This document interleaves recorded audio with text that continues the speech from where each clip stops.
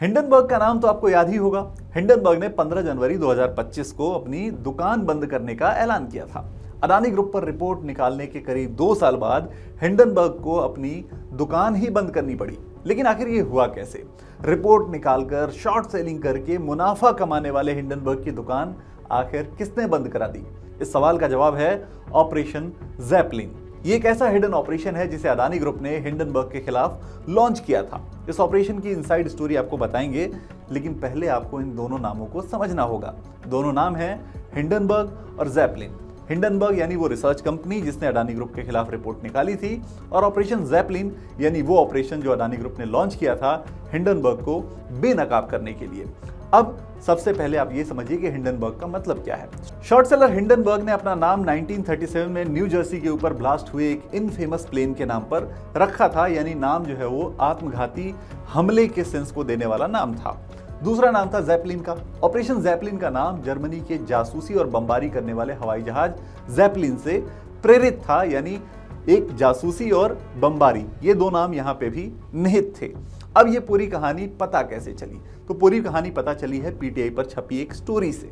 PTI पर छपी एक स्टोरी में बताया गया है कि कैसे अडानी ग्रुप ने ऑपरेशन ज़ैपलिन के जरिए हिंडनबर्ग को बेनकाब करने पर काम किया, कैसे उन्होंने पूरी फील्डिंग सेट की और हिंडनबर्ग को बेनकाब किया। बताया कि हिंडनबर्ग ने कैसे झूठे आरोप लगाए और कैसे हिंडनबर्ग एक्सपोज हो गया। सो ये पूरी कहानी आज पीटीआई पर छपी है। हम इस कहानी को आपको बताने वाले हैं, लेकिन सबसे पहले इवेंट्स को समझते हैं कि कब कब क्या क्या हुआ। तो जनवरी 2023 में शॉर्ट सेलर हिंडनबर्ग ने अडानी ग्रुप पर कई आरोप लगाते हुए एक रिपोर्ट निकाली और रिपोर्ट के आधार पर शॉर्ट सेलिंग की, शेयरों को गिराने का काम किया। शॉर्ट सेलर हिंडनबर्ग के इस रिपोर्ट की वजह से और आरोपों की वजह से अडानी ग्रुप के मार्केट कैप में भी एक बड़ा डिप आया। अडानी ग्रुप ने हालांकि बाद में रिकवरी दिखाई और मार्केट कैप वापस से अपने नॉर्मल लेवल्स पर आ गया। अब इसके बाद अडानी ग्रुप ने क्या किया? अडानी ग्रुप ने हिंडनबर्ग और इसके पीछे छिपे लोगों को बेनकाब शुरू करने के लिए ऑपरेशन ज़ैपलिन की शुरुआत की। और पीटीआई पर छपी खबर के मुताबिक ऑपरेशन ज़ैपलिन में इजराइल की एक खुफिया एजेंसी ने भी अडानी ग्रुप का साथ दिया। दूसरी तरफ अहमदाबाद में क्या हो रहा था? अहमदाबाद में साइबर एक्सपर्ट्स की एक टीम बनाई गई और एक हाईटेक कंट्रोल रूम बनाया गया जहां पे सारी चीजें मॉनिटर की जा रही थी। दूसरी तरफ न्यूयॉर्क में हिंडनबर्ग के दफ्तर और फाउंडर नेथन एंडरसन की रेकी कराई गई और पता लगाया गया कि वहां पर क्या एक्टिविटीज हो रही हैं।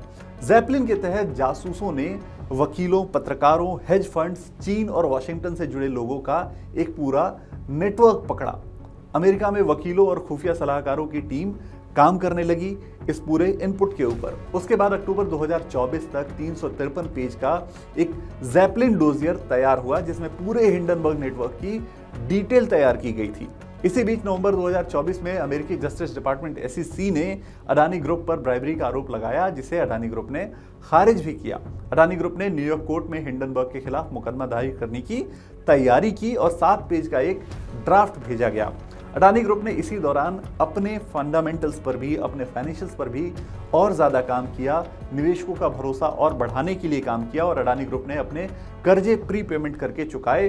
तो इसका मतलब क्या था? इसका मतलब ये था कि एक तरफ जहां अडानी ग्रुप ने अपने फंडामेंटल्स पर काम किया, अपने बिजनेस पर फोकस किया, कोर बिजनेस को मजबूत किया, फाइनेंशियल्स को बेहतर किया, दूसरी तरफ उन्होंने ऑपरेशन ज़ैपलिन के जरिए हिंडनबर्ग को बेनकाब किया। नतीजा ये हुआ कि हिंडनबर्ग पर तमाम एजेंसियों की जांच बैठने लगी। यूएस में भी उसके ऊपर जांच बैठ गई। इंडियन मार्केट रेगुलेटर सेबी ने तो ऑलरेडी जांच बिठाई थी और हिंडनबर्ग पर काफ़ी स्ट्रिक्ट भी रहा सेबी। हुआ ये, इन सब चीज़ों से आखिर हिंडनबर्ग परेशान हुआ। हिंडनबर्ग रिसर्च की टीम पूरी परेशान हुई और नेथन एंडरसन ने ये घोषणा की 15 जनवरी 2025 को कि वो अपना ऑपरेशन बंद कर रहे हैं, यानी हिंडनबर्ग रिसर्च के दरवाजे पर, उसके शटर पर ताला लगने जा रहा है। ये ऐलान नेथन एंडरसन ने किया। ऑपरेशन ज़ैपलिन से अडानी ग्रुप ने कॉर्पोरेट दुनिया में सबसे साहसी और बड़ी वापसी की एक मिसाल कायम की।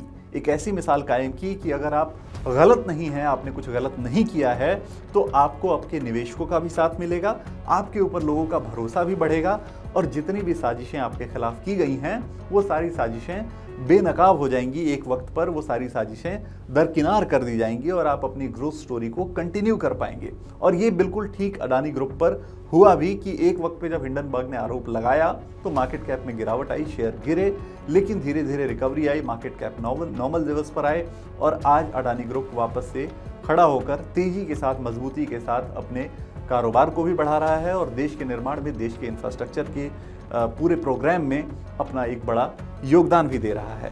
इस पूरी खबर पर, उस पूरी स्टोरी पर आप क्या सोचते हैं, हमें कमेंट बॉक्स में ज़रूर बताएं और ऐसे ही वीडियोस के लिए एनडीटीवी प्रॉफिट हिंदी को सब्सक्राइब ज़रूर करें।